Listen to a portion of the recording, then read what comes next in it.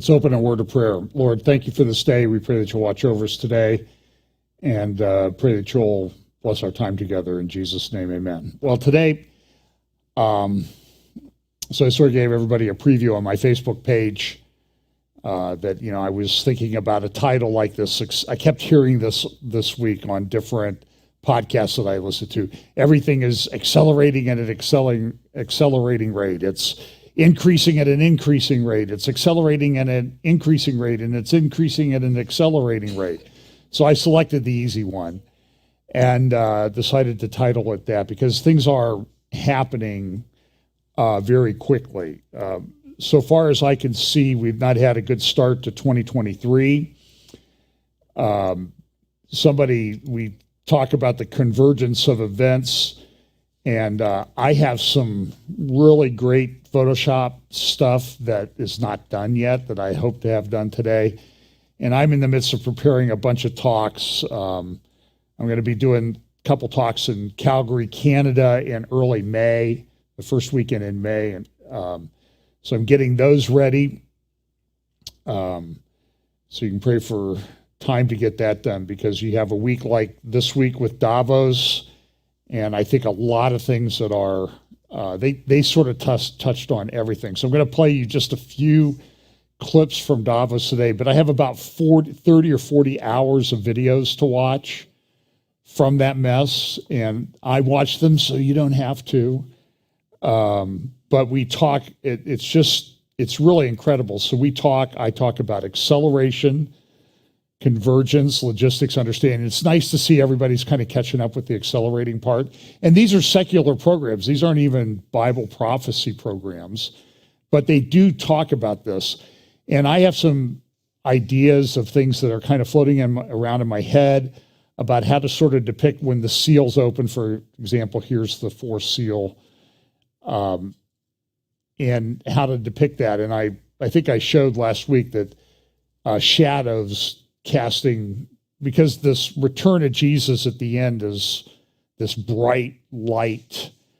And so everything I think that happens there will have shadows that cast themselves long before those events happen.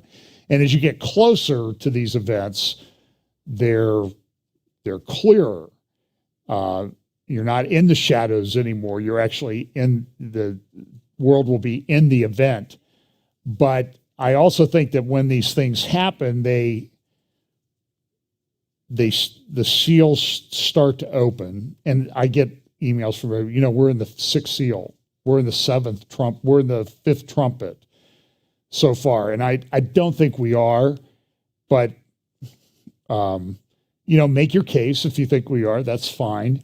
At least you're studying the word and everything, and you're paying attention to what's going on. So I don't have a problem with that. But these seals, the seal doesn't open and everything happens. So, like, for example, in this seal, it says he's given power over 1/4 of the earth to kill with the sword.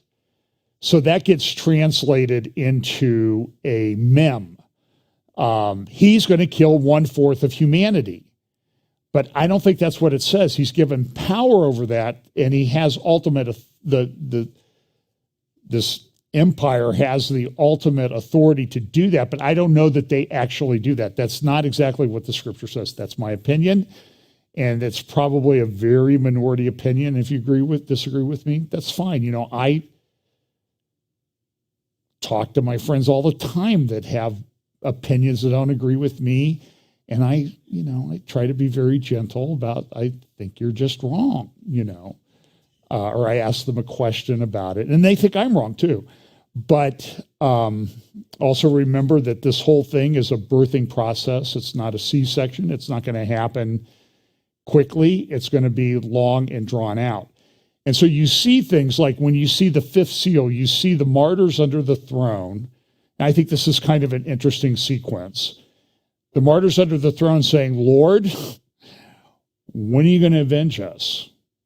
Now, I think the way that verse should be translated is, hey, when are you going to get around to pouring your wrath out on humanity for what they did to us?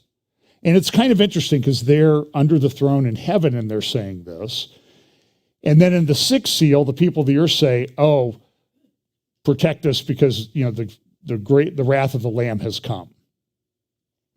So in the fifth seal, the martyrs don't know that the wrath hasn't, they're looking for the wrath. And then in the sixth seal, the people in the earth say, hey, here it is. So I think there's a sequence there, and I will tell you that everybody on the planet probably disagrees with me, and that's fine, because I think this verse is operative, that as we get closer to the end, none of the wicked shall understand, but the wise shall understand. We're going to have better understanding. I went to the eye doctor recently. I've used that example all the time. I always get the E on the first line because I memorized it. And now you know what they do? They're mixing them up. So I've had a pretty good eye doctor, and he's got one of my eyes corrected down to like 20/10. But I can never remember which one it is until they start putting the things up there. But if I take off my glasses, being nearsighted, I can't see a thing on that eye chart. I know the E, but I can't see it.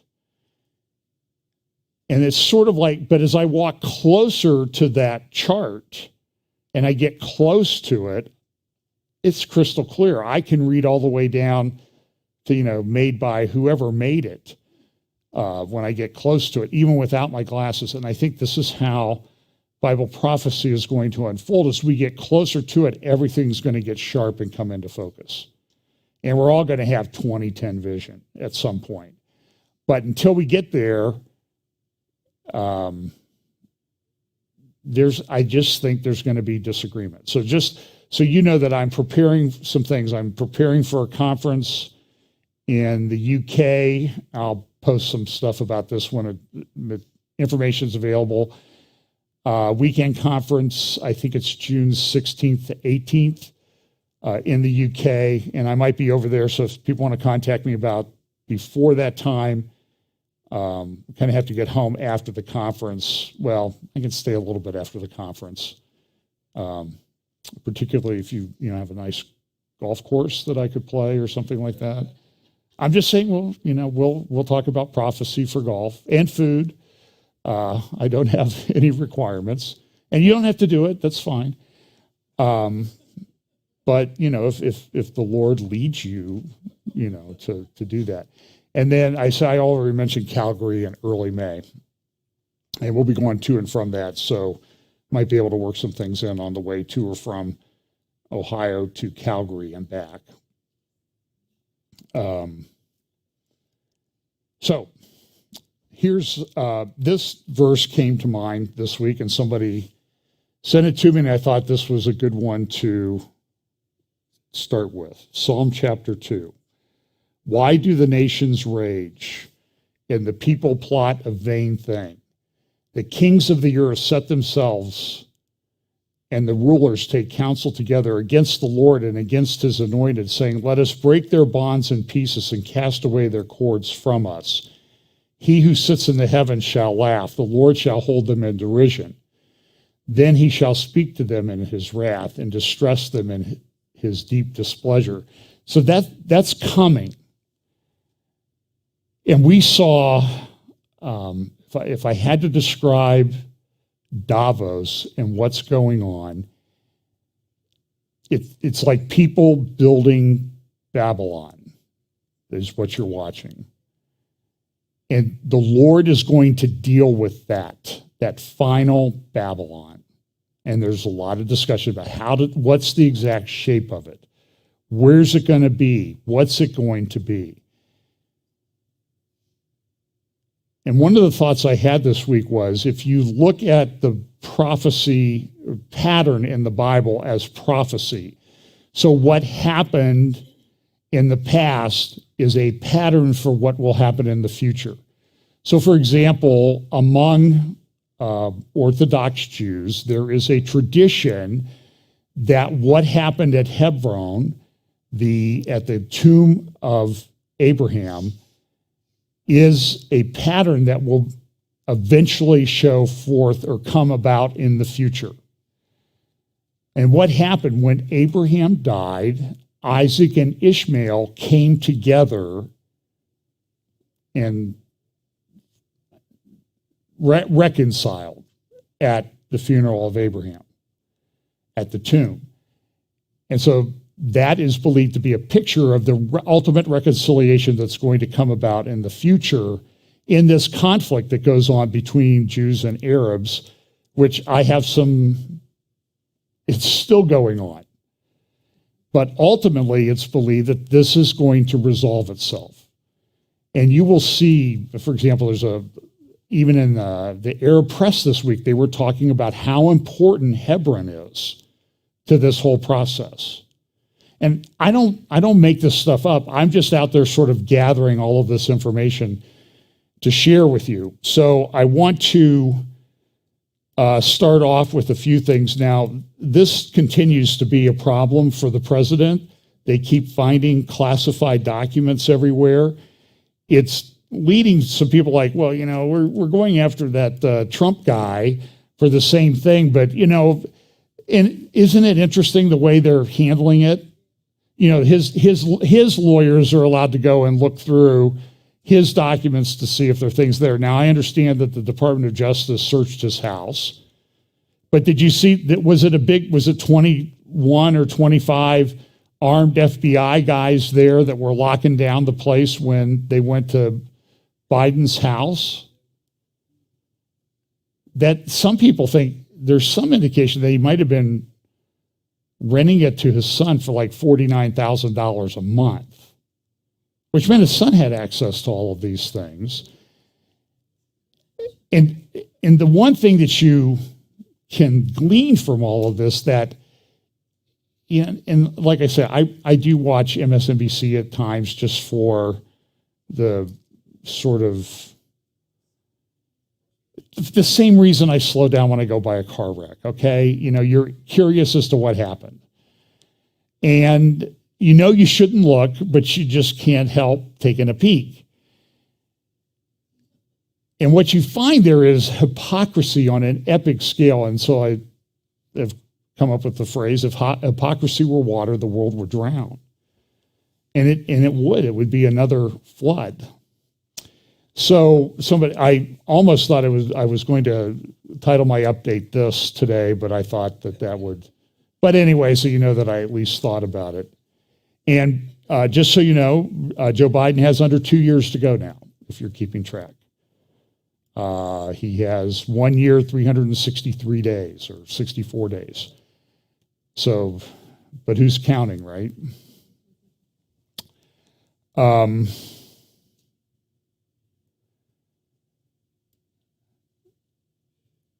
Okay, so this is this ChatGPT. One of the subjects at Davos, and I didn't get my videos edited on that, but I'll just sort of bring it up here, is that OpenAI has developed this thing called ChatGPT. OpenAI was originally, one of the founders of it was Elon Musk. This week there were reports in the press that Microsoft, and I think I have a video of the head of Microsoft here coming up, but talking about putting open artificial intelligence throughout all of its products and making it usable by everybody within the context of those products. Well, one of them is this ChatGPT, and people are using it for everything. I jokingly, to a friend of mine who writes, he speaks some and he writes on Bible prophecy, I said, maybe I should just get ChatGPT, since I have trouble getting all my work done, and say, please create a series of charts and timelines in the style of Clarence Larkin based on my friend's blog post about Bible prophecy, and see what happens.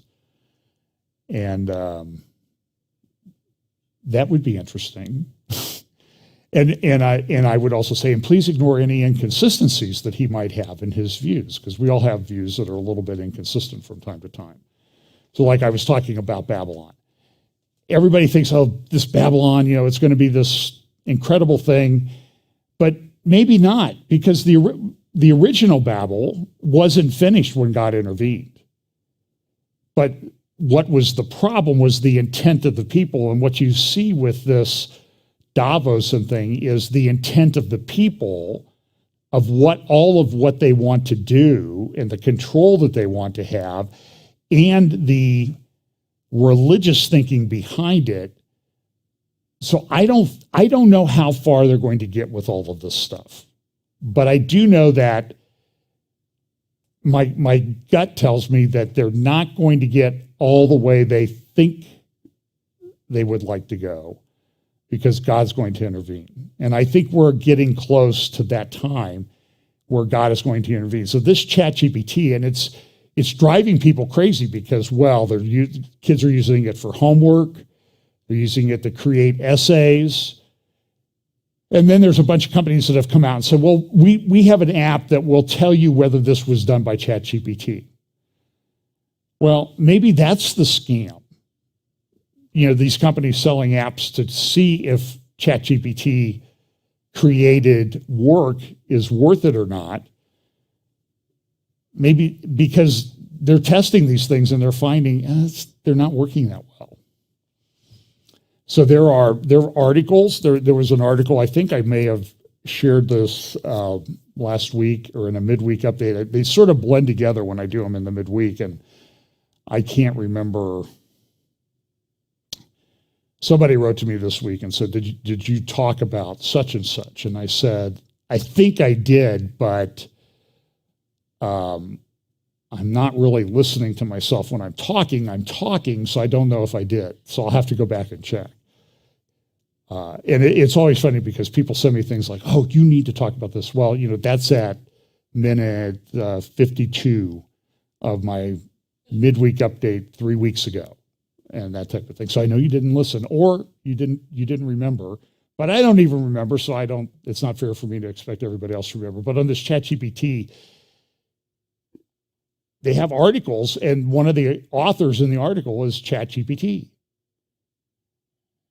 They're talking about this is going to replace lawyers that do things like draft documents, draft wills, trusts, that type of thing, that you could just give it the right kind of instructions and it will do a lot of the work. And then you only need one lawyer to kind of come in and clean it up and make sure that it's okay and applicable to that particular person. And I know how managing partners think, like, well, these lawyers cost us a lot of money, but if we can figure out a way to do this to just, reduce our labor costs, they'll do it in a heartbeat until it gets around to them. And then they think, well, it helps to have the human element involved. But this is a big deal. This is, so here's one, abstracts written by scientists. This is out of Nature magazine. Abstracts written by ChatGPT fool scientists. So the research scientists will be able to tell if somebody makes up an article based on data that is done by ChatGPT and artificial intelligence. And guess what? They can't tell now. The scientists, the research scientists that are supposed to be so good at this stuff. So it's becoming a problem. Now, I've been meaning to do something on this. I'll just mention it briefly and sort of broad terms. This organization, who is the organization? Yes, the answer is who is the organization that is developing different guidelines that they're trying to incorporate into law. So if you look at their international health regulations, they have a provision in here, and they say the international health regulations are an instrument of international law that is legally binding on 196 countries, including the 194 WHO member states. And they talk about how these grew out of an endemic that overran Europe, and they create rights and obligations for countries. Now, we have a constitution in the United States that says if there's an international treaty, it has to be approved by 2/3 of the Senate, which is never going to happen in this world.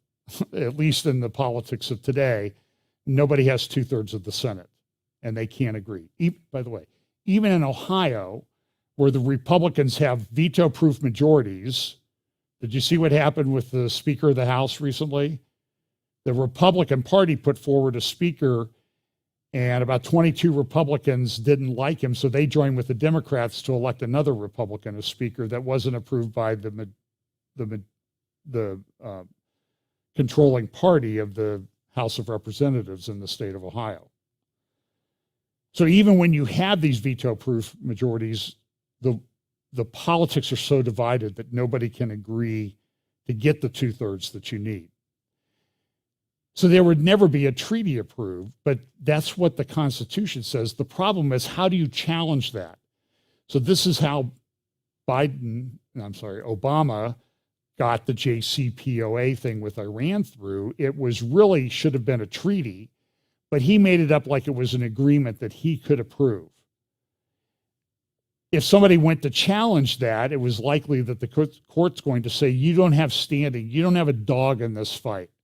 Well, I'm a citizen of the United States. I have a right to have treaties approved. Well, that's not, you don't have enough to bring the controversy before the court. That's how it goes. So what happens then is that somebody who wants to usurp a lot of executive power can just go ahead and do so, even though the Constitution seems to say differently. And that's a problem in the United States. And by the way, talk about it, it's a problem in Israel too. But then our own government agency charged with health, I hesitate to use their name, but I will say that this is what they say on their website. The international health regulations from 2005 are a legally binding agreement on 196 countries. This is what it says, legally binding agreement to build the capability to detect and report potential public health emergencies. And so now there's a whole host of things that WHO is trying to get. I feel like I'm doing an Abbott and Costello routine here, that WHO is trying to get through. Who is trying to get through? Yes, that WHO is trying to get through. No, I'm asking I'm telling you who is trying to get through. And so here's one of the, Abbott Costello did a little bit better than I am.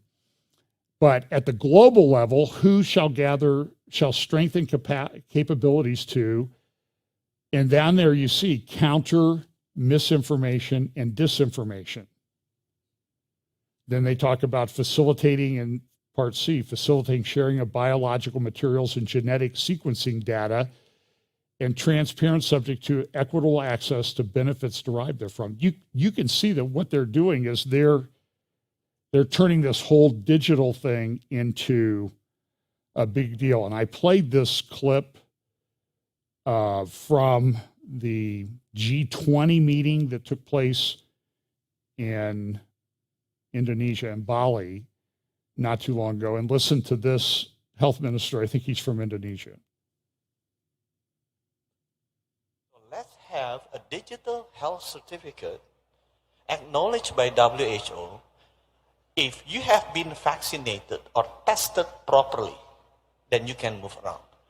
So for the next pandemic, instead of stopping the movement of the people 100%, which clogged the economy globally, you can still provide some movement of the people. Indonesia has achieved, G20 country has agreed to have this digital certificate using WHO standard, and we will submit into the next World Health Assembly in Geneva as the revision to international health regulation. So hopefully for the next pandemic, we can still see some movement of the people, some movement of the goods, and movement of the economy.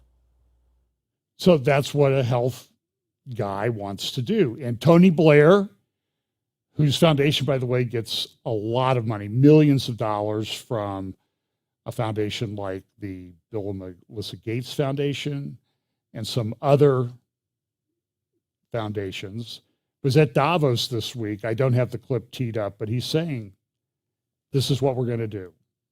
What the guy in Indonesia said, this is what we're going to do. So that's what's coming. Now, one of the biggest proponents of that type of monitoring was Jacinda Ardern, the New Zealand Prime Minister. And she came out this week in a little bit of a surprise. I don't think people that really followed New Zealand politics closely were that surprised because she's very, very unpopular. I'm talking like 9% popularity rating. But it was interesting to read most of the major newspapers of the world were saying, oh, it's so terrible. She's such a wonderful, warm, caring, motherly person, and we're going to miss her so much. And she was, they had one case of Charlie Vector in New Zealand and shut the country down. One case. By the way, the person that has replaced her, is going to replace her as prime minister, was the director of the Charlie Vector policy. And remember, just to remind you what this warm, loving, caring person said, this is what she said a couple years ago. The most up-to-date information daily. You can trust us as a source of that information. You can also trust the Director General of Health and the Ministry of Health. For that information, do feel free to visit at any time to clarify any rumour you may hear, covid19.govt.nz. Otherwise, dismiss anything else. We will continue to be your single source of truth. We will provide information frequently. We will share everything we can, everything else you see, a grain of salt. And so I really ask people to focus on The most egregious example of that appears to be this text which originated in Malaysia and has become a viral hoax in Australia and in New Zealand. How irresponsible is it the people that are sharing that news of a lockdown imminent in New Zealand? Yeah, and look, that's the kind of thing that adds to the anxiety that people feel. So I continue to share the message. New Zealanders must... Well, you get the point. She was she's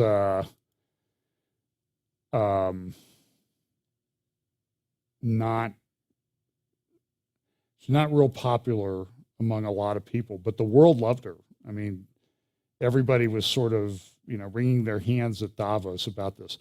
Now, my slides are a bit jumbled up just because there was so much going on.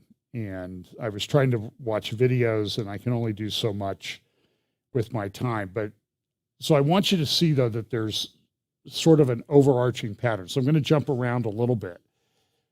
What you're seeing, though, is you are seeing a lot of turmoil in a lot of different places.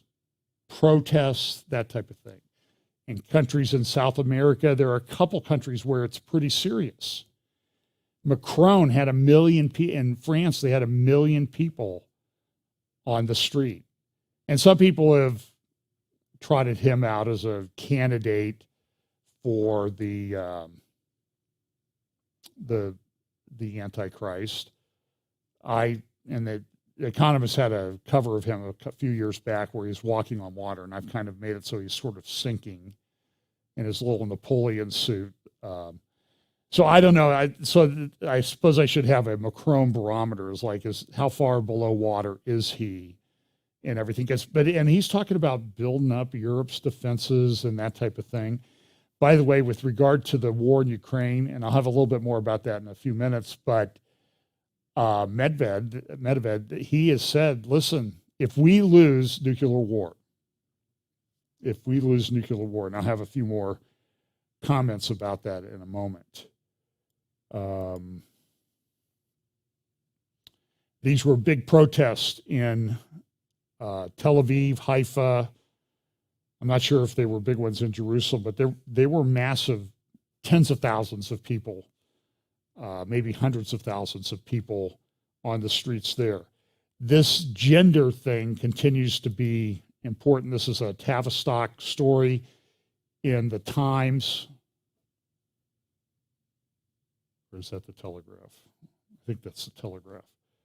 About this issue, and they have these big lawsuits against Tavistock, the UK's National Health Service Gender Identity Clinic.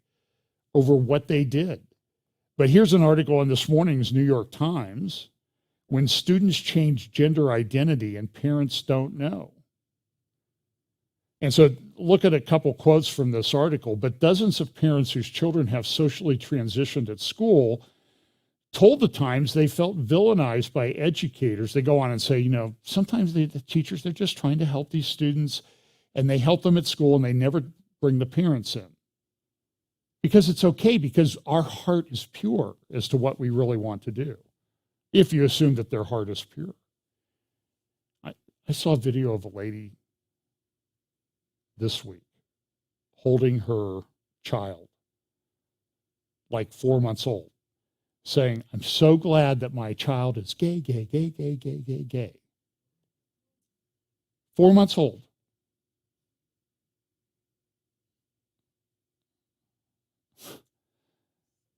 What's the old saying? If the Lord doesn't do something quickly, he needs to apologize to Sodom and Gomorrah. But dozens of parents, this article in today's New York Times, whose children have socially transitioned at school, told the Times that they felt victimized by educators who seemed to think that they, not the parents, knew what was best for their children.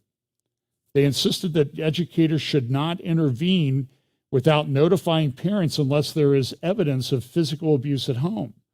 Although some didn't want their children to transition at all, others said they were open to it, but felt schools forced the process to move too quickly, and that they couldn't raise concerns without being cut out completely or having their home labeled unsafe. And they're taking kids out of homes because of this, because the parents don't want to go along with it. And it's why? Because they want to tear the family apart. That's their overarching goal. Many advocates for LGBTQ youth counter that parents should stop scapegoating schools and instead ask themselves why they don't believe their children.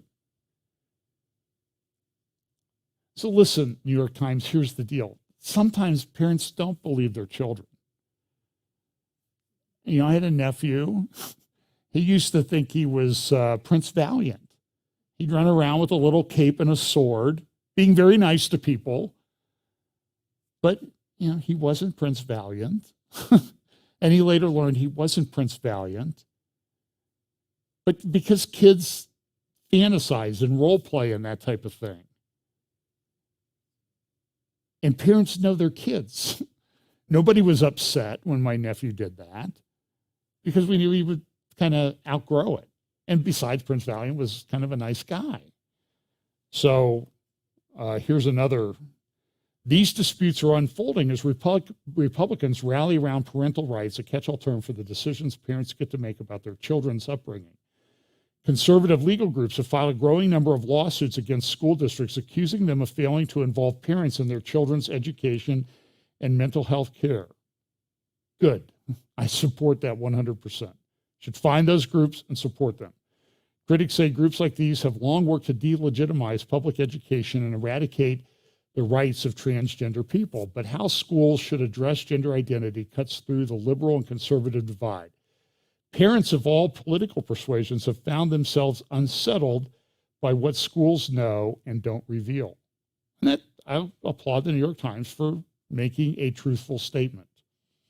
Now, I have talked about this a lot. I've gotten some pushback about it. But this week, and China is in a demographic collapse. Now, it's going to take time. It's not going to happen. They don't go from 1.4 billion people, which they probably don't have. It's probably more like 1.2 because they've been overcounting. So people move into the cities and they continue to count them where they lived in the rural areas. So they get double counted. And so they have, with their one-child policy, 40 years ago, they started to have people who were thinking about it and looking at what was going on and said, this is a problem. This is going to be a massive problem. And now China is the most rapidly aging population on the planet. Well, what's the problem with that? Well, older people have always assumed that the younger generation is going to help support them through, pensions and that sort of thing and health care. Now they don't have enough kids. They're running out of kids in China.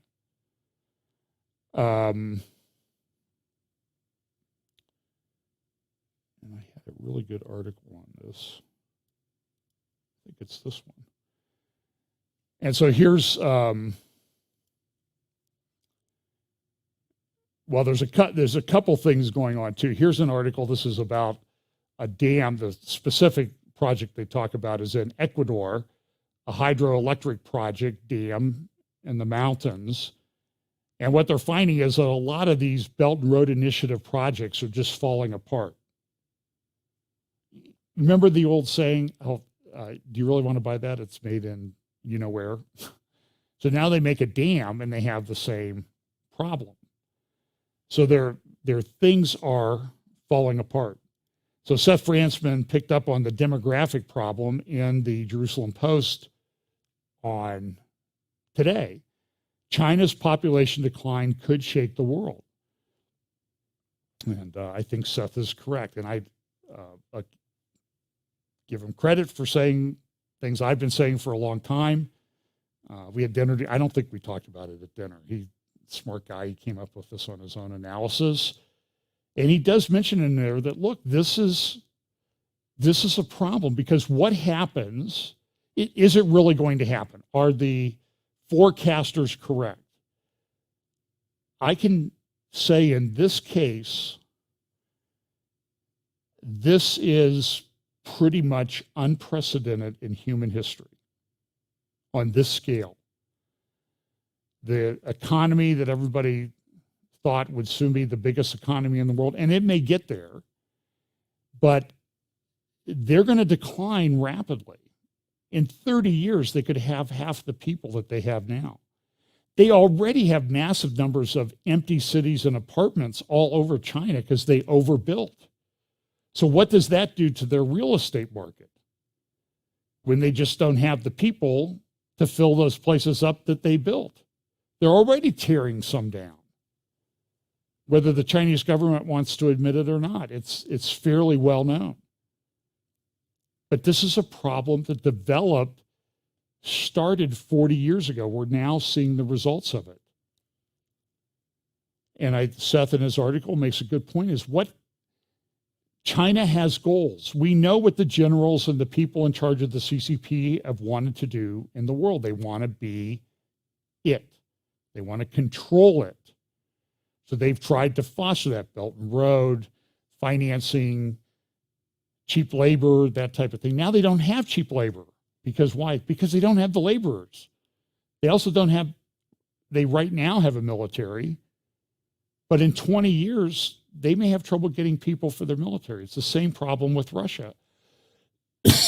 And so what you have right now, and this is why I think it plays into the wars, rumors, wars part of Bible prophecy, is that you have a number of countries that have things that they want to accomplish, but they've hit the demographic wall, full speed.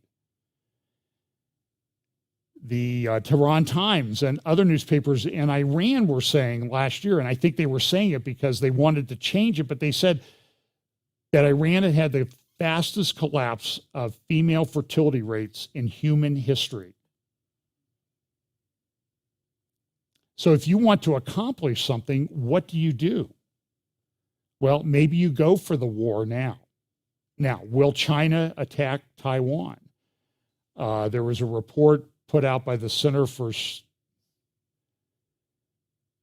CSIS is the acronym for it, and they put out a thing about is China going to attack Taiwan? And it was pretty good. They said, it's not as easy as they think. They have to land people. They have to take people across this ocean, put them in there, control everything. And it's going to cost a lot of money. It's going to take a lot of resources. And then they evaluated, does the U.S. have the ability to stop it? And the answer was, well, maybe, maybe not, because we have a Navy, we could put assets in there, but China has these hypersonic missiles. And so a plane can shoot a hypersonic missile, and it's not even anywhere near where our artillery and anti-aircraft systems on an aircraft carrier can shoot it down. And one missile can take out an aircraft carrier.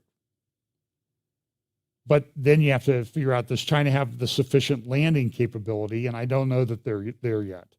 And they have a lot of ships. They have more ships than we do, but the ships are sort of very limited in range and function. But are they going to do this because they know, Xi Jinping knows that this is a problem. He knows that the population is going to decline. He wants to leave a legacy behind. He's, I think he's my age. He's like 68. And when you're that age, you start thinking about, what am I leaving behind? Now, when you have thousands of nuclear weapons and a big military and are used to having a lot of people, your thoughts about what you might leave behind in terms of a legacy are a little bit different than me, which sort of revolve around shooting my age on the golf course, getting closer, only because I'm getting older. So it's just chasing the declining ability and the age thing. I just haven't quite gotten within one, but so who knows if that's ever going to happen. So China's their value. We're gonna put our growth together, that type of thing. This is an editorial from the Wall Street Journal. Adam Schiff, disinformation man, and the Twitter documents are showing that all these people are engaged in disinformation. The director of the FBI went to Davos. I don't have the clip teed up yet, and he was on a panel. They had a panel about disinformation. The chair of the panel was Brian Stelter used to be with CNN. Remember, he got fired by CNN? But that was an awful experience for him. Why? Because he went right from CNN to being a fellow at Harvard School of Business or Harvard School of Government. And so you're in the pipeline. You're always going to be taken care of. And they also had the director of the FBI, Christopher Wray, was on a panel talking about how we need to have companies and government work together to control disinformation. They don't even hide it. The government's not allowed to do that in the United States. It's against the Constitution. At least the last time I read it, it was. But I mean, the Supreme Court can't even identify the leaker. This is an interesting article in the Jerusalem Post. A rabbi created a sermon through ChatGPT. So I'm going to need to put like a little footnote disclaimer down and blow it up, sort of like, this ChatGPT. I actually posted this on Twitter. All tweets are my own. No generative AI was used in creating these tweets or posts that I put up. They're my own words. No artificial intelligence, maybe a little bit of wisdom thrown in, I hope. But I'm going to have to put a disclaimer up that this was not generated by ChatGPT. I'm not going to use ChatGPT, but I mean, we've seen plagiarism scandals for preachers, off and on around the country. What do you think it's going to be like with ChatGPT? Is it real or is it ChatGPT? And what they found was, after reading, the rabbi used ChatGPT to create a sermon. After reading the AI written piece, the rabbi asked his congregation to guess who had written the sermon. In response, the congregation thought, that's very good. It must be Rabbi Jonathan Sacks, who they like. The rabbi then expressed fear over the advancement of AI. He expressed fear of knowing where content comes from. By the way, they were wrong. It was written by ChatGPT. The question then is, what's it going to do to jobs? And I've said they're already talking about white collar jobs, lawyers, programmers could be overtaken by this. So then you have people who don't have a job. And what they provided to society, we don't need them anymore. And now we're into that area that Yuval Harari's been talking about for years. Like 5 years ago, he was talking about this. What happens when people no longer can provide a service and they have no benefit to humanity? And it's always interesting. All the people at Davos, the elites and everything, there'll always be something for them to do. It's the rest of you peons that we don't need. This is a tweet I ran across yesterday. I mentioned last week there was a lady that was at Davos on one of their forums that they had, and she was talking about having glasses that you put on. The glasses will allow you not to see things that might be uncomfortable to you, the proverbial rose-colored glasses. So this is a robot. So listen to this. Future where smartphones are replaced by smart glass, allowing us to experience augmented reality in our everyday lives. We will be able to interact with people in real time, as if they were physically present, and use the technology to enhance our daily activities. The possibilities are endless. And notice it's like us. The robot is saying us and we. I see a future where smartphones are replaced by smart glasses, allowing us to experience augmented reality in our everyday lives. And the term augmented reality is kind of humorous anyway, because it's not really reality. It's just what you're seeing and what you think. And everybody thinks it's it's the whole metaverse thing. So this is today is the 50th anniversary of Roe versus Wade, and it's still a problem in American society. Probably was a bigger factor in the last election than we want to admit. Those of us who were glad to see Roe versus Wade go away. I see this morning that on the anniversary, or yesterday, the day before the 50th anniversary of Roe, probably the most unrestrictive abortion laws in the country was voted on by at least one of the houses of the Minnesota legislature and passed, 69 to 65. So that may become law in Minnesota. And it's a state by state thing. So you're going to have to educate people. That's where the real work would do. Now that DeSantis seems to be coming to the forefront for the nomination for Republican nomination for president, or one of the considerations. And you're seeing more and more people sort of entering into the field. I saw some interviews with Nikki Haley this week. I think she's probably going to run. So DeSantis, remember a couple months ago, he fired the prosecutor in Tampa. He said, "You're not doing your job." So the guy sued him in federal court.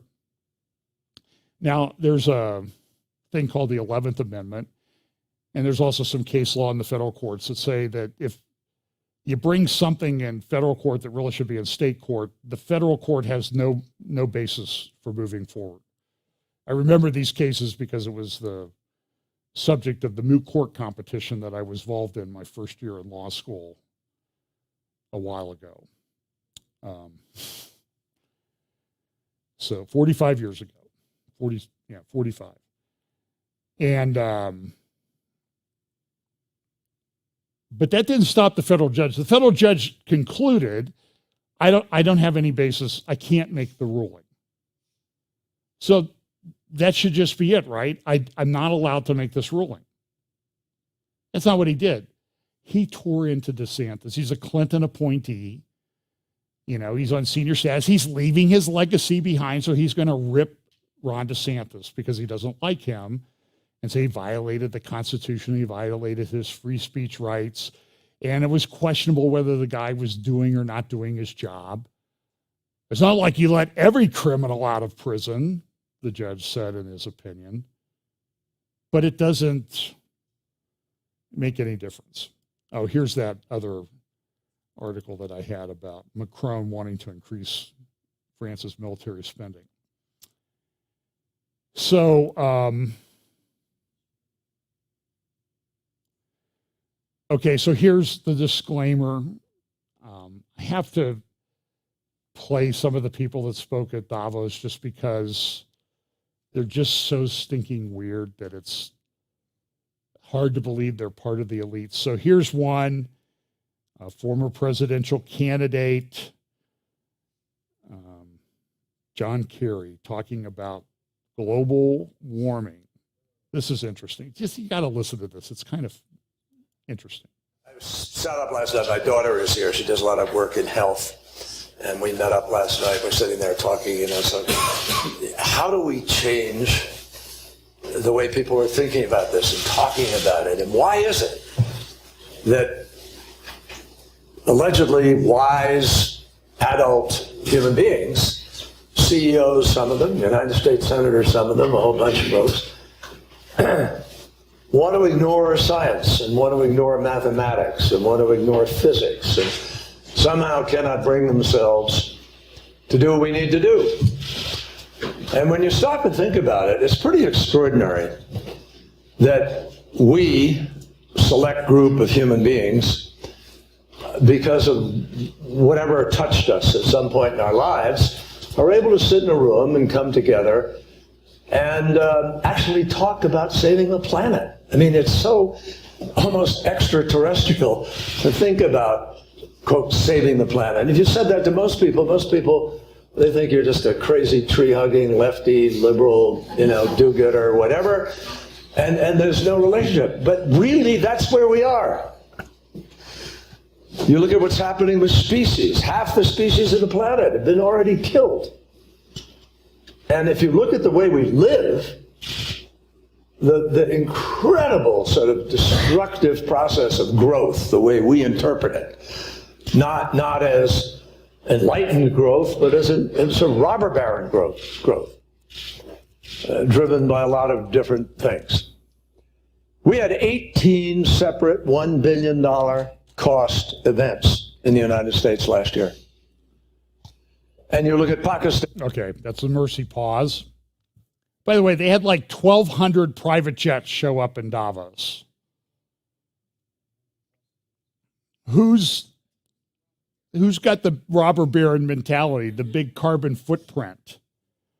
Also in his talk, he talked about this. He said that we need a World War II-like mobilization to fight climate change.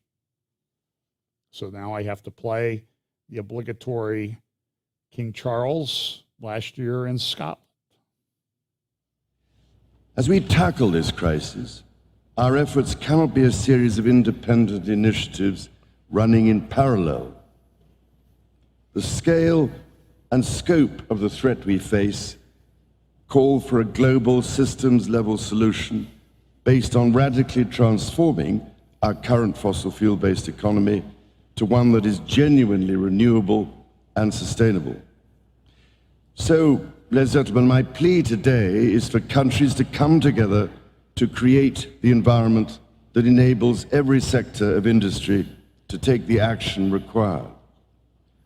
We know this will take trillions, not billions of dollars. We also know that countries, many of whom are burdened by growing levels of debt, simply cannot afford to go green. Here we need a vast military-style campaign to marshal the strength of the global private sector, with trillions at its disposal, far beyond global GDP, and with the greatest respect, beyond even the governments of the world's leaders. So, by the way, you've seen Prince Harry. Did I share the joke about Prince Harry last week? He claimed in his book that he killed 25 Taliban.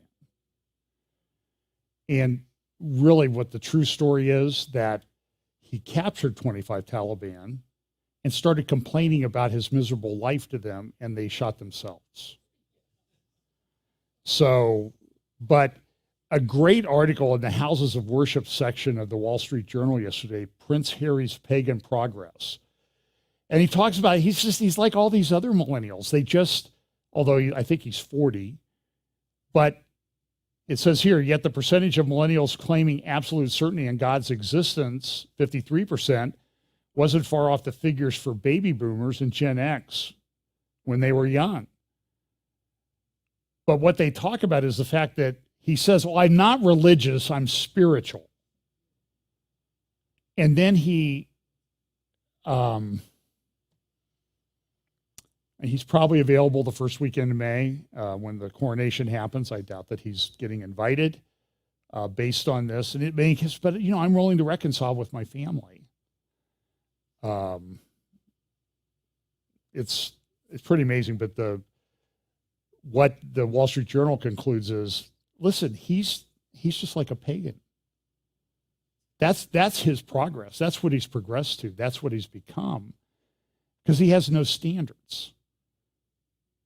I don't have time to talk about it. There was a guy that was sort of on Cardinal McCarrick's case, wrote some articles about it in the Catholic press about a month ago, and he said, listen, if I die, investigate.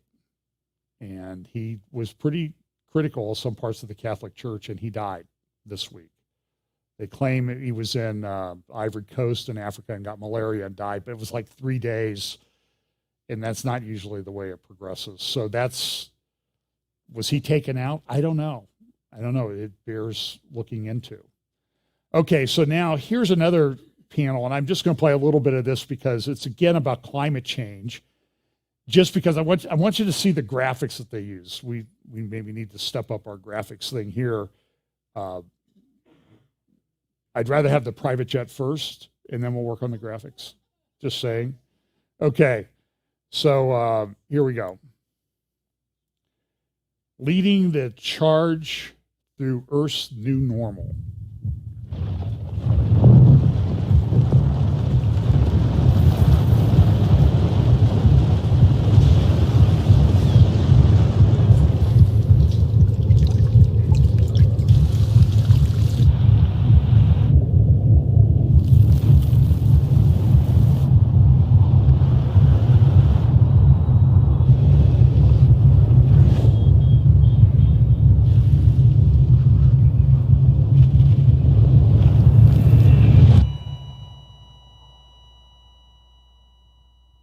Now, when I see that, I sort of think like, that's life, right?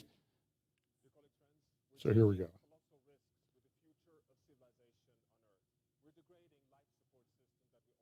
I'm not sure why this is not.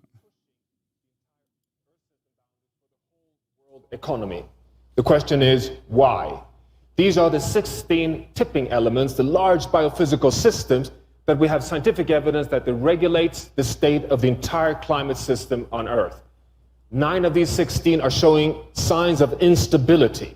Push them too far, and they will shift over from supporting humanity to starting to undermine humanity. 4 of these are showing scientific evidence of now being at risk already at 1.5 degrees Celsius. We're approaching this point very rapidly. 2 of them, the Greenland ice sheet and the West Antarctic ice sheet, together represent 10 meters sea level rise. This shows scientifically that 1.5 degrees Celsius is a physical limit. It is not a political target. But what I say now... Wait a minute. If you're like our house, we have the thermostat set on 70 degrees during the day and 66 or 67 at night. We're over the 1.5 Celsius limit, it seems like. We should be, I don't know, something bad should be happening to us.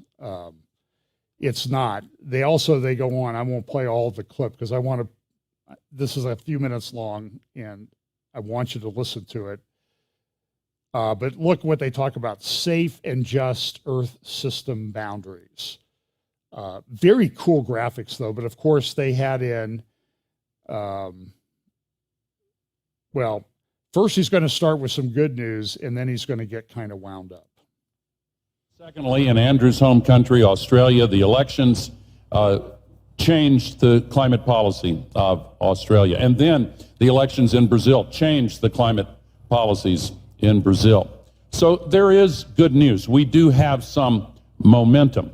The European Union has been mostly successful in balancing the need to respond to the short-term energy crisis caused by Russia's evil and cruel invasion of Ukraine, balancing that short-term crisis with the need to accelerate the longer-term transition to renewable energy. There is still a risk that it will get locked into fossil fuel infrastructure that actually increases emissions in the years going forward, and we have to be careful about that. As the Secretary General said in his brilliant speech earlier today, we are not winning. The crisis is still getting worse faster than we are deploying these solutions, and we need to make changes quickly.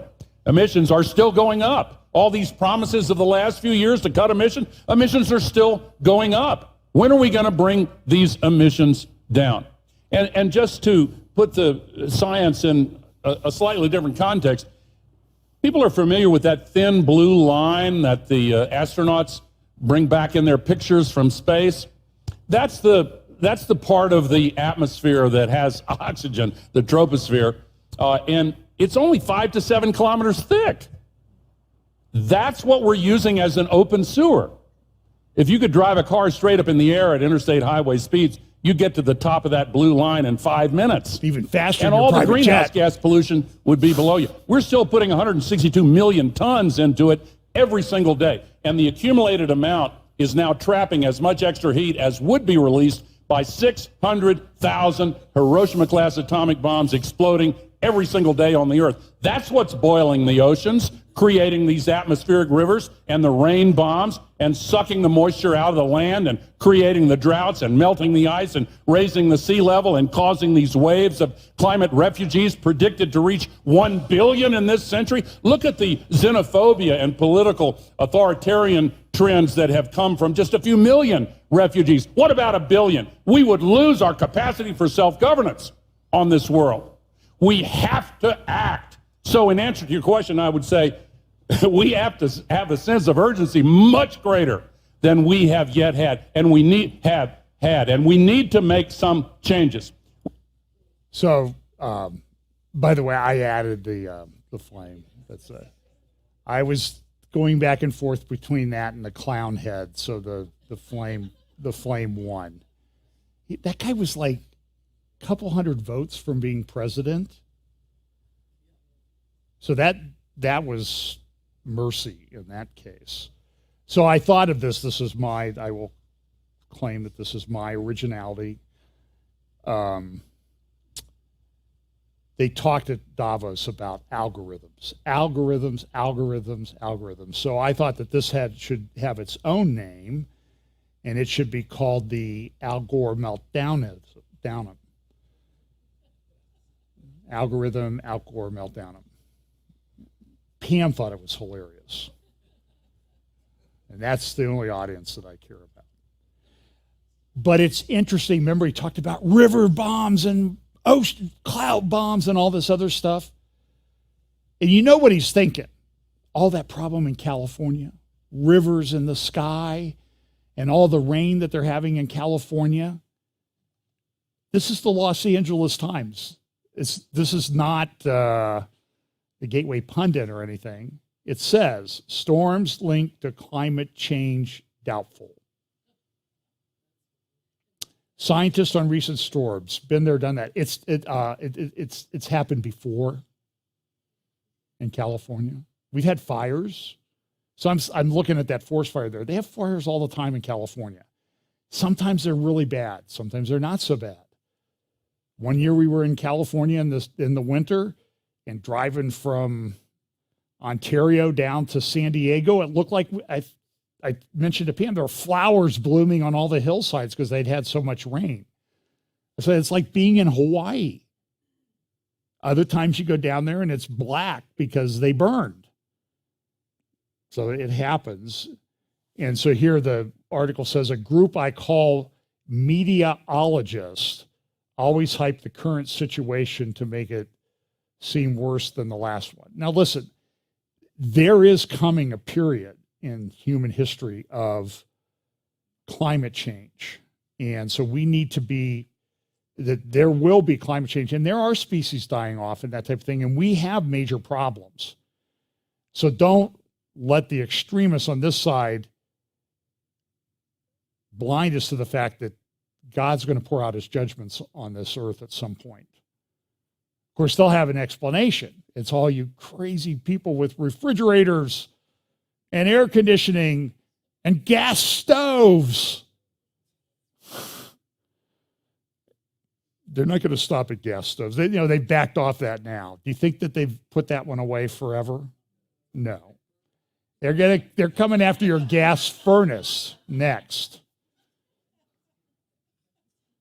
So this is a video. I'm not sure. I have it teed up and I don't know what it is. So we'll see what it is. Oh, this is an Israeli weapon that they're putting out to deal with some of the. It's a loitering drone, they call it. Israel has some really cool technology, and they can put weapons on these things. I saw a video this week of, not a video, a picture in one of the newspapers this morning about the drones that some of the Ukrainians are using, because you can go buy them. They're relatively cheap. They're even cheaper when you're getting billions of dollars from the United States to buy them, but you can go out and they're taking these drones and they're weaponizing them, and they're taking out Russian troops with them. And the Russians aren't happy about that. So they're getting Iranian drones, but the Ukrainian, the technology is asymmetrical now. So this is one that Israel's developed called Point Blank. Let's see here. So I'm going to talk a little bit about some of the things that are going on. For example, here's a article from the London Times today about the war in Ukraine. There appears to be there's going to be a big push by Russia. They brought a few 100,000 troops in. I don't know what's going to happen. I would say objectively, I don't think Russia has done that well. But actually, I have a few more things to say about that in a little bit. But here is a talk about artificial intelligence involving the head of Microsoft and our favorite villain from Bond casting, Klaus Schwab, speaking about artificial intelligence at Davos this week. Good afternoon, ladies and gentlemen. Need it turned up? Great pleasure to continue what we did already in the past, to have a dialogue with Satya Nadella, who I don't have to introduce him, who probably is the most regarded and respected leader in industry and chairman and CEO of Microsoft. So, hey, by the way, do you think that Kerry thing is a toupee? When I was watching him, I wanted to go up there and just yank on it just to see. And of course, here's a really rich billionaire, head of Microsoft.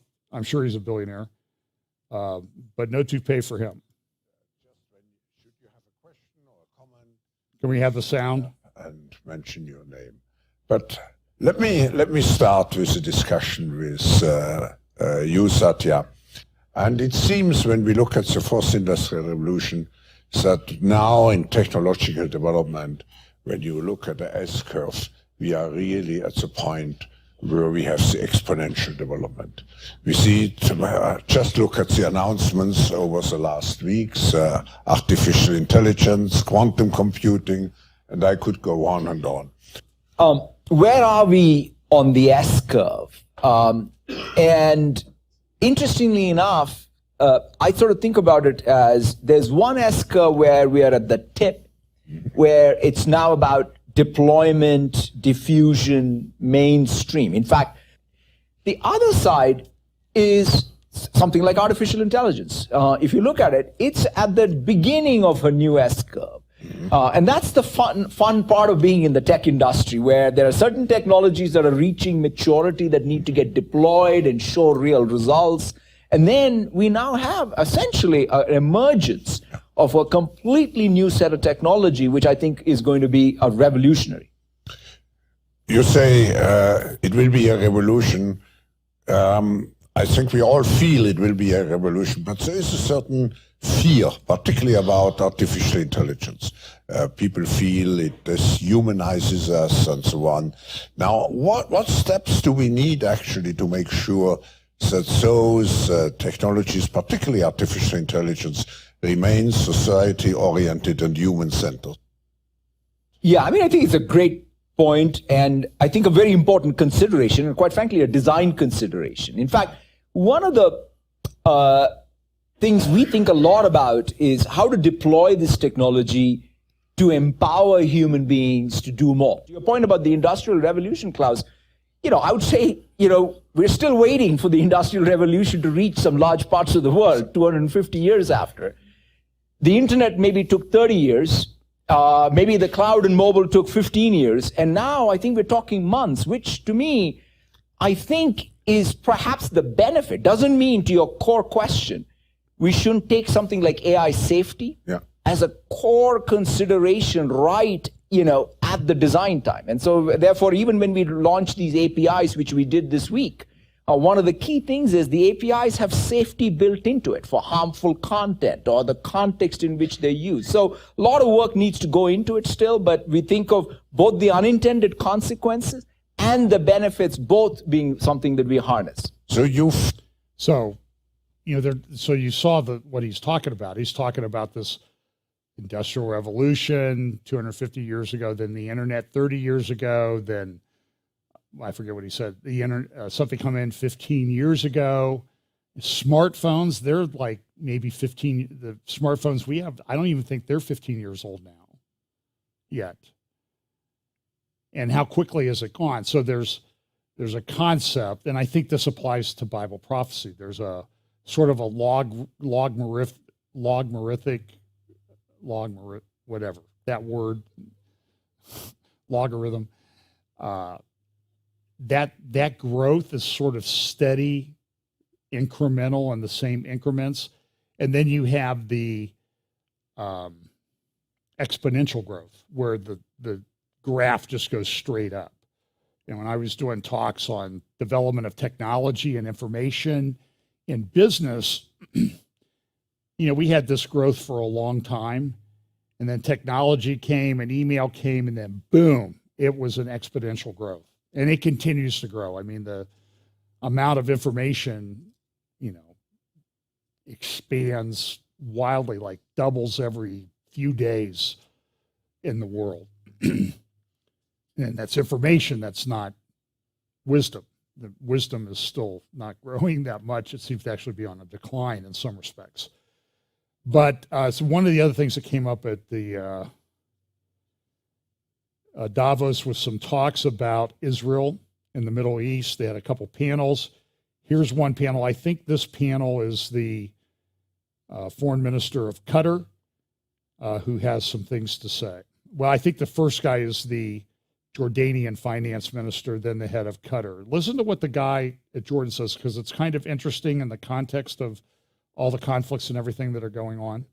What just Becca mentioned about, referring to the Charter of United Nations. This is the Qatar guy.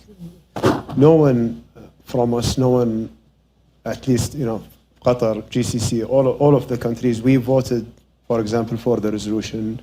No one would like to see an aggression toward another country or threatening of using of power. And we want to see everyone standing up and abiding by the UN Charter.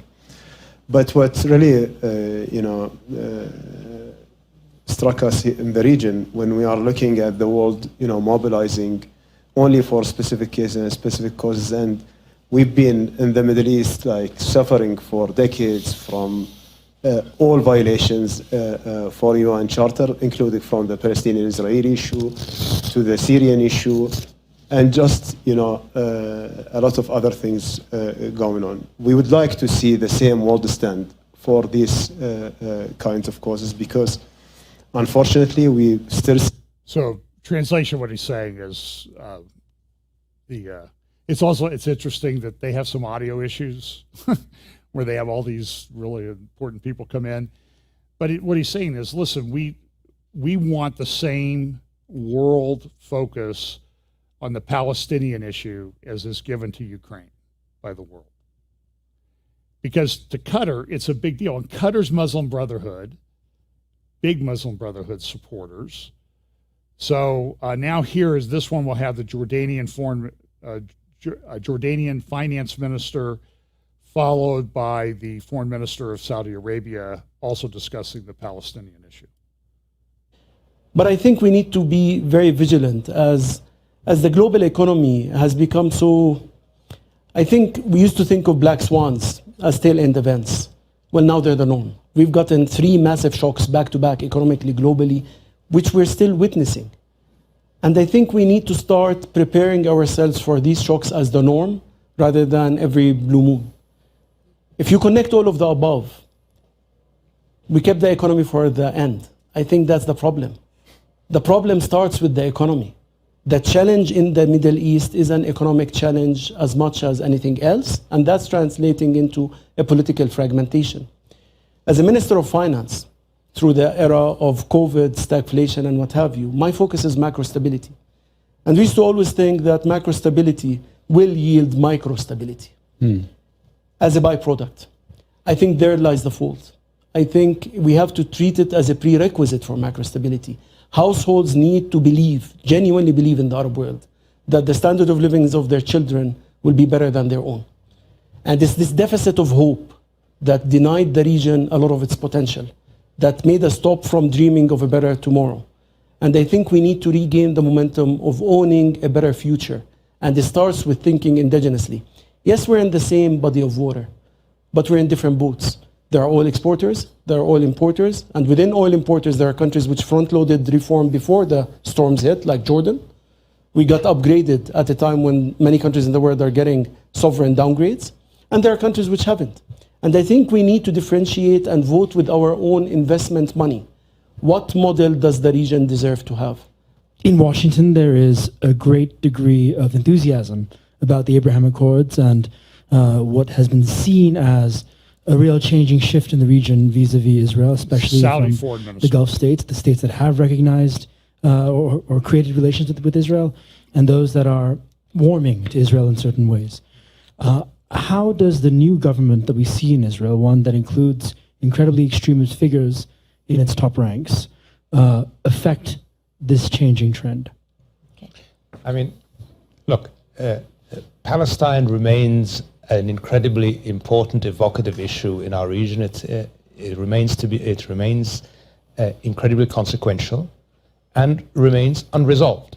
And the focus really needs to be on a pathway to resolving this conflict. And that's only going to happen with negotiations between the Palestinians and the Israelis in the spirit of reaching real agreements and reaching, in the end, we believe, a Palestinian state with East Jerusalem as its capital. And that should be the priority, and that should be engagement that we're doing in the international community.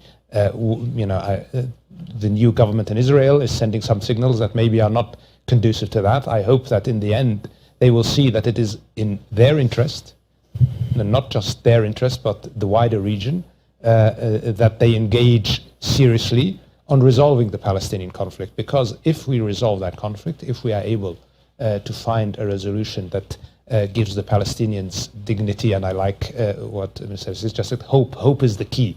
We need to be able to give the Palestinians hope, and the only pathway to hope is a state and dignity and sovereignty for the Palestinian people. Okay, so in my midweek update, I talked a lot about this article. This is an article that was written by a guy named John Hanna, who is Dick Cheney's national security advisor, I believe, or one of them. And he and a delegation of Jewish individuals had gone to Saudi Arabia recently and met with some high-level government people. And those high-level government people said, look, we have like 3 things we want to accomplish. We know that, Prime Minister Netanyahu has said that we need to make peace with Saudi Arabia. That's one of his 2 major things that he wants to accomplish. And on the question of normalizing relations with Israel, his article in the Jerusalem Post, I think this was January 5th, said, it makes sense for us to normalize with Israel. We share the same threats, enemies, and allies. This is a Saudi speaking. But it will be difficult because for 50 years, we filled our people's heads with hatred of Israel. We still have extremists. They will attack us. The Iranians will stir up instability. Our economy could suffer. our standing as the leader of the Islamic world could suffer. The risks are real, but we're prepared to take them. We're prepared to take them, but we need several things from the United States. We need a written agreement defining our strategic partnership, and the U.S. and Saudi are kind of not on the best terms. We need a status that assures us that U.S. weapons sales will be reliable, that we can rely on them, because they've got an Iranian problem. And third, an agreement with the U.S. on civilian nuclear cooperation that doesn't require us to forego the ability to enrich uranium. Saudi Arabia possesses 7% of the world's deposits. And so, as Hannah notes, is the problem, of course, is that President Biden seems in no mood to consider a significant upgrade in relation with the kingdom's de facto ruler, Crown Prince MBS. And so what you're seeing is a lot of work being done by Saudi Arabia, by Qatar, to make themselves seem more normal to the world. I think this is part of this Abraham Accords process. This is part of what I do think is a process that's part of Bible prophecy. Some people call it sports washing, just like in the business world, they do greenwashing. They make it, well, look at how great we are being a green company and care about the environment. And so what's Saudi Arabia doing? You know, they've got the golf tour.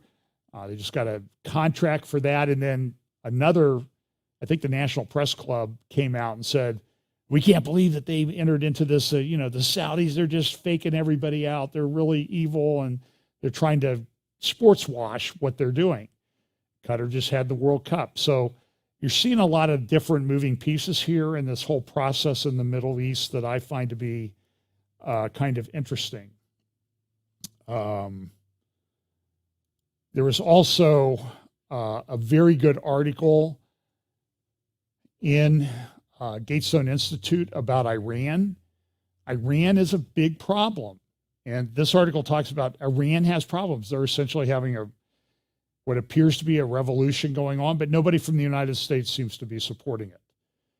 And they hope that it will die out. But this article in the Gatestone Institute this week says the question that Khomeini faces, and he says, listen, Khomeini is part of a group. And when he started, there were like 14 people around Khomeini. He's the only one that survived. Most of them are gone. A lot were executed. A lot were thrown in prison. Others learned their lesson and just kind of went off and made money. I think Rafsanjani was one of those. He was, I think, president of Iran for a while, controlled, like most of the Iranian mullahs do, a large fortune, even though they don't live lavish lifestyles like the people across the Gulf in Saudi Arabia do. But it is a problem. And everybody, there's this whole thing about the Temple Mount and Ben Gvir going up there. And you saw that the Saudi foreign minister said, there's and the guy from Qatar also, there are these extremists in charge in Israel, and we can't really trust them. And so they're bringing the Palestinian issue up. And this is,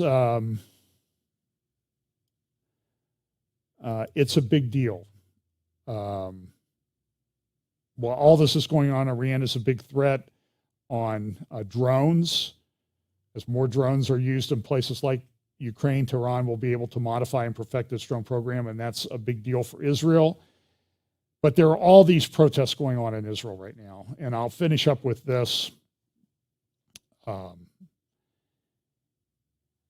Netanyahu came in. He's got a coalition with the religious, conservative Zionist and some Orthodox and ultra-Orthodox parties. He gave them certain portfolios.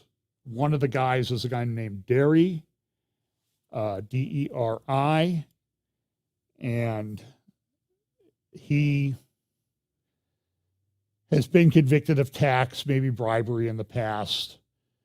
And he had a plea agreement that he entered into about a year ago. And so somebody took it to the Supreme Court, and the Supreme Court, in the context of the Netanyahu coalition trying to put through some judicial reforms, because they think that the judges get out of control, So one of the judges took this plea agreement and said, oh, well, he meant that he would never serve as a minister in the government. And that's not what the plea agreement says. But that's what the court said it said. So now he has to go out. Netanyahu, you have to fire him as a minister. Okay? What's the problem with that?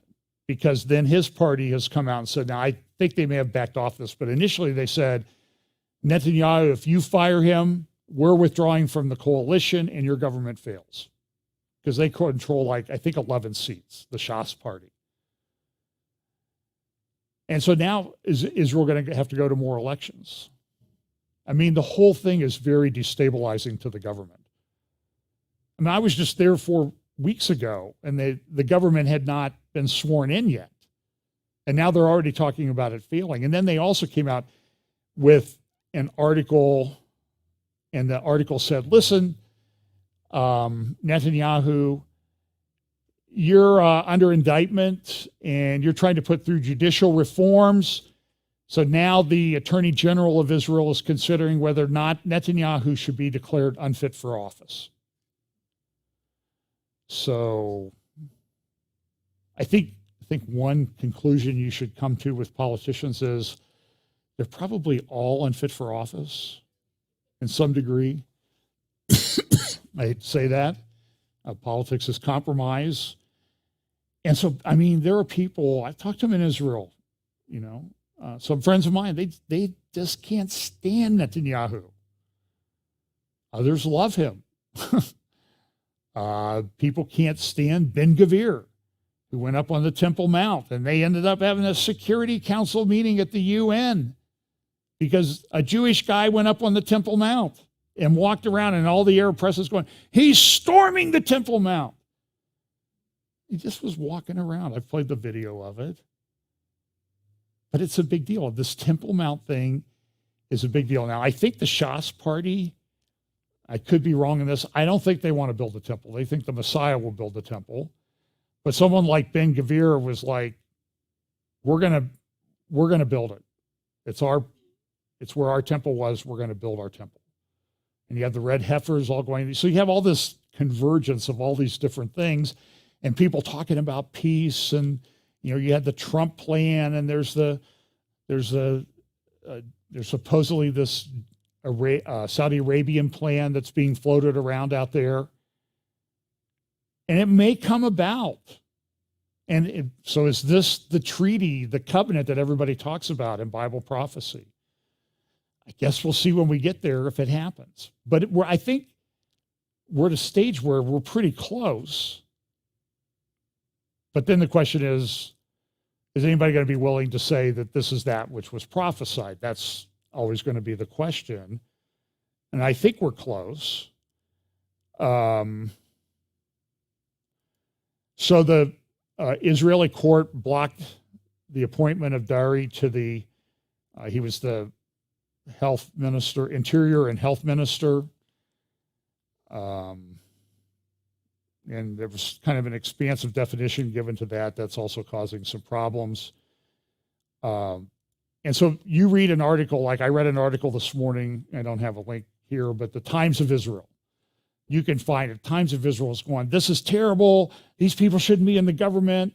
It's glad that, 150,000 people came out to protest this in cities across Israel. These people are terrible. They want to control everything. Awful, awful, awful. And even if we get rid of him, he's still got people in his party that are going to come in and do what he wants to do. And this guy's been pretty popular in the Orthodox community because he's delivered. Okay, the ultra-Orthodox, they don't really work. They get government support. They don't have to serve in the army. And there's a lot of resentment in Israel about it. Some people talk about the fact that Israel seems to be moving towards a civil war. Now, the Wall Street Journal has a good article. Probably will be in tomorrow's Wall Street Journal, Who's Threatening Israeli Democracy? And they make the point is every time a right-wing government gets in place, everybody says it's a threat to democracy. And in Israel, the protests were based on, we're protesting the undemocratic Netanyahu coalition, who were democratically elected. and who are being kicked out by judges who weren't democratically elected. And there's a pretty significant parallel in my mind between what's going on in Israel and what we have going on here. And in our country, you can make this statement is as true as anything else that I ever say. The left, particularly in the US, will always accuse you of doing what they do. So you're a threat to democracy. Okay, that you've just now identified who really is the threat to democracy. And you saw, was it Kerry or Al Gore? Well, you know, down there in Brazil, we had a great climate change guy get into office. You see that? And so which side of the aisle do you think he comes from? So this is Josh, what's his name? Hang on. I have Newsweek magazine. They're actually publishing some conservative people. Caroline Glick writes for them regularly. She has a good article on the Saudi issue and the history of that and the conflict and how never have really made anybody take away the hope of the Palestinians to having a state. They've been able to do all this stuff without any consequences. That's sort of an overstatement as to what she says, but I think you get the point. Daniel Pipe says that the problem will always exist until Israel defeats their enemy, and means really defeats them, not gives them land, not gives them a state. And the point is, all of this stuff that's happening is this technology advances, artificial intelligence, this transgender thing, all of this acceleration of all of these things at the same time. And not just accelerating it a little bit, they're going like this. And so I think that that's prophetically significant. But so Josh Hammer in the Newsweek says this. Now, listen, to people that don't like Netanyahu, this will be very offensive, but I think he makes a good point, and he sort of comes at it like the Wall Street Journal article did, that maybe we should dig a little deeper here. Can we do some judicial reforms? I think that the level in Israel, at least having been there recently and kind of watching things a little closer than I can here, the level of animosity is at a point where I don't think Netanyahu could propose anything. And so now the Attorney General is coming out saying, I'm going to examine it, but Netanyahu may be unfit for office because he has a conflict of interest. And so they have bribery cases against him, and they're saying, well, you can't do this because you're under indictment. You haven't been convicted, so you can't do this because you're under indictment. Well, try the case and get it over with. Well, the case is going to take 5 years. Let's see, Netanyahu's 71, 72. So what are they trying to do? They're trying to get him to where he can't serve because he's too old. So just get the case over with, for crying out loud. You know, if he's guilty, he's guilty. Try your case. But man, this thing, I've had cases that lasted 10 years, but this one is just. So anyway, so here's what Josh Hammer says in Newsweek, and I'll be done. The current hullabaloo, merely the most recent manifestation of this inveterate Jew-bashing addiction, takes the form of the roiling debate over the new Benjamin Netanyahu-led Israeli government's proposed judicial reform package. Tens of thousands of activists have taken to Israel's streets to protest the proposal, and newspaper editorial boards from Washington, D.C. to Brussels have condemned the reforms in no uncertain terms. If one were to believe the critics, the government's judicial reform, if successfully implemented, would make Israel more authoritarian, undermine the country's liberal democracy, result in democratic backsliding, or egad, make Israel resemble Viktor Orban's Hungary. As Proverbs 26:11 teaches, as a dog returns to his vomit, so does a fool to repeat his folly. There is no substantive basis whatsoever for these performative shrieks of hysteria. The Netanyahu-led government's judicial reform package is just and proper as a matter of both political theory and comparative constitutional law. Ironically, moreover, despite the reflexive condemnations of those purportedly concerned about the health of Israel's vibrant democracy, the judicial reform package would substantially bolster Israel's actual democracy by diminishing its juristocracy. I love that. That's a new word I'm going to use, juristocracy. The judges rule. And he goes on. So you might go to Newsweek and dig up this article by Josh Hammer. Talk about the fact that they've overturned laws in the past on rather flimsy grounds. And so in the case of this guy, the way the decision that I was able to read about the decision, not the actual decision, but seemed to say, well, we're gonna put in a reasonable test. Well, what's reasonable? Well, we will tell you what reasonable is. It sort of reminds you of what was it Justice Brennan in one of the famous free speech cases involving pornography said, what is pornography? Well, I know it when I see it. Okay, so I know reasonable when I see reasonable, if it's what I determine to be reasonable. And we're at this stage where I am concerned about judicial tyranny. So listen, this guy may be a very bad guy. Okay, but you make a law that the judges can interpret, not that they get to make whatever they want. And that's where they're at right now. I don't care what anybody says. They're at the place where the judges are making it up as they go along. And that is a problem. And we're seeing that here in the United States. We've seen it for a couple decades, and I don't like it, and it's not good. And it's very destabilizing to the society as a whole. So I just am concerned that we say, well, nobody likes this guy, so we can get rid of him. We can make it up. And that works. But what happens down the road when it's your guy that nobody likes? Are you going to be there saying, well, the courts can remove him? That's no problem. Do you think that would really happen? And so Israel doesn't have a constitution, but they're in a constitutional crisis. And we're in the same boat here.